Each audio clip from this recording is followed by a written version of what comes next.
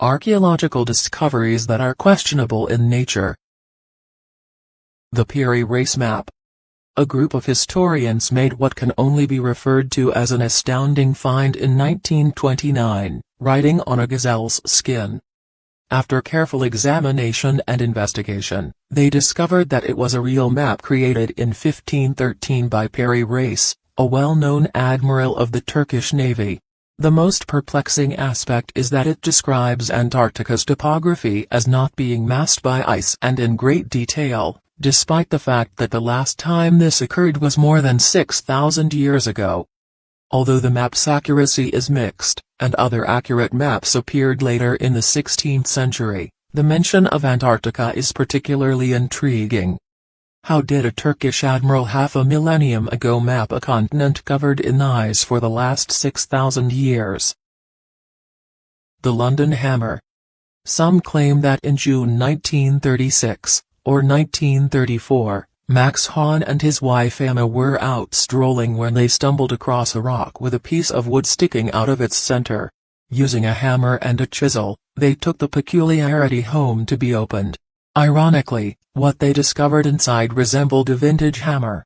The hammer's rock's age was determined by a group of archaeologists to be in the Ordovician, or around 400 million years old. The hammer itself, however, was estimated to be 500 million years old based on initial measurements. Apparently, it's so old that one section of the handle has begun transforming into coal. The Saqqara bird. Weighing in at just about 40 grams and with a wingspan of a little more than 7 inches, the bird dates back to approximately 200 BC, almost 2,200 years ago. Lack of proper documentation and other data has led to plenty of speculation regarding its function. In fact, the ancient Egyptians were quite aware of the principles of aviation, but it's not entirely clear how this translated to the artifact itself. The artifact resembles no known bird, with the vertical tail resembling that of an airplane or even a glider. Scientists have since concluded that it couldn't be very effective as an aircraft due to the lack of technology, but it could have actually been a glider. Antikythera mechanism. As the world's first mechanical computer, the Antikythera mechanism has received much praise.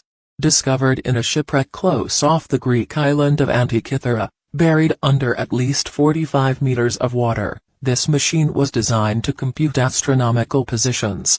Its construction, which consists of a box with numerous dials on the outside and a highly intricate set of gear wheels mounted inside, is comparable to a fine clock from the 18th century in complexity.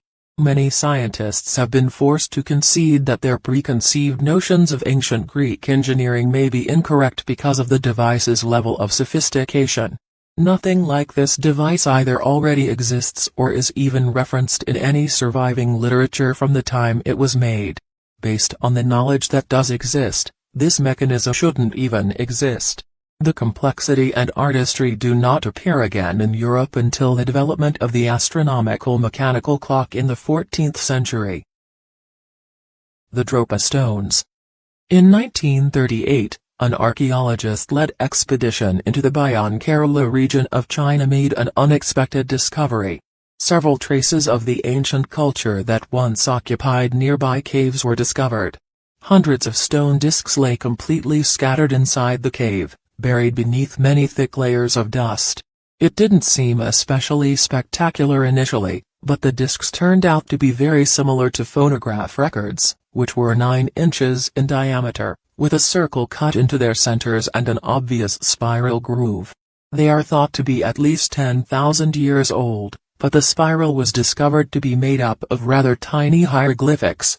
When studied and carefully translated, it was revealed that these discs tell the amazing story of spaceships that collided into the mountains, piloted by people who were called the Dropa. The Baghdad Battery.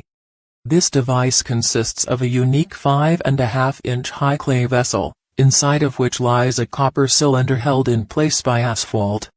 Within the cylinder, archaeologists even discovered an oxidized iron rod. Wilhelm Koenig, the German director of Iraq's National Museum, in 1940, suggested that these could actually be galvanic cells, which could have been used for electroplating gold onto silver objects. The Baghdad battery wouldn't have been extremely effective as a battery, but there is a possibility that it could have worked. Elizabeth Stone, an archaeologist at Stony Brook University, says modern archaeologists do not actually believe that the object was a battery and was instead just a storage vessel.